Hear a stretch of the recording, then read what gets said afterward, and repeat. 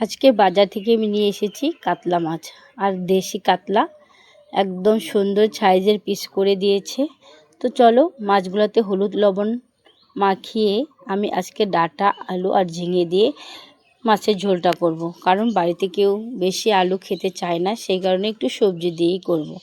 একটু গরমও পড়েছে, তাই পাতলা পাতলা করে মাছের ঝোলটা করব। তো হলুদ নুন মাখিয়ে নিলাম মাছে, দিয়ে কড়াই বসিয়ে দিয়ে কড়াইতে সর্ষের তেলও দিয়ে দিচ্ছি। তেলটা আমার গরম হয়ে গেছে, একে একে সব মাছগুলো দিয়ে দিব। আর মাছটা ভাজা হতে হতে আমি আলু আর ডাঁটাটা কেটে নিচ্ছি, আলু ডাঁটা ঝিঙে। আর এরকম গরমের দিনে কিন্তু ডাঁটা আলু ঝিঙে দিয়ে যে কোনো মাছের ঝোল খেতেই ভালো লাগে। আর আলুটা লম্বা লম্বা করে কেটে নিলাম, ডাঁটাগুলো লম্বা লম্বা করে কেটে দেবো। আর সবজি কাটতে কাটতে দেখো আমার মাছটা একদম কড়া করে ভেজে নিয়েছি। আর এই তেলে দিয়ে দিলাম জিরা ফোড়ন দিয়ে তার মধ্যে দিয়ে দিলাম সবজিগুলো দিয়ে আমি ভালো করে ভেজে নিলাম কিছুক্ষণ। তারপরে হলুদ নুন দিয়ে আরেকটু নাড়াচাড়া করে মশলাটা দিয়ে দিলাম। এখানে দিলাম আমি জিরা আদা আর লঙ্কা বাটা।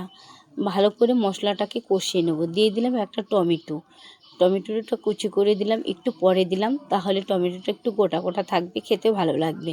যাই হোক, মশলাটা আমার একদম কষানো হয়ে গেছে। এদিকে গামলাতে গরম জল বসিয়ে দিয়েছিলাম, জলটা দিয়ে দিলাম।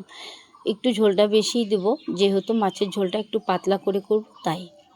তো ঝোলটা ফুটে উঠেছে আমার একদম। আর আলু ডাঁটাগুলো আগের থেকে সিদ্ধ হয়েছিল। তো এখন মাছগুলো ছেড়ে দিলাম। মাছগুলো ছেড়ে দিয়ে একটু ফুটে উঠলেই আমার ঝোলটা কমপ্লিট হয়ে যাবে। আর এই ঝোলে কিন্তু আমি একদম গরম মশলা ব্যবহার করব না। একটু পাতলা পাতলা গরমের মধ্যে এরকম ঝোল খেতে কিন্তু খুবই ভালো লাগে। এরকমভাবে তোমরা একটু ট্রাই করে খেয়ে দেখবে, সত্যি খুব অসাধারণ হয়। আর আমার রান্নাটা আর ভিডিওটা যদি ভালো লাগে তোমরা একটু লাইক কমেন্ট করে সাবস্ক্রাইব করে পাশে থাকবে। দেখা হচ্ছে তোমাদের সাথে অন্য কোনো ভিডিওতে। ততক্ষণ তোমরা সবাই ভালো থাকো, সুস্থ থাকো।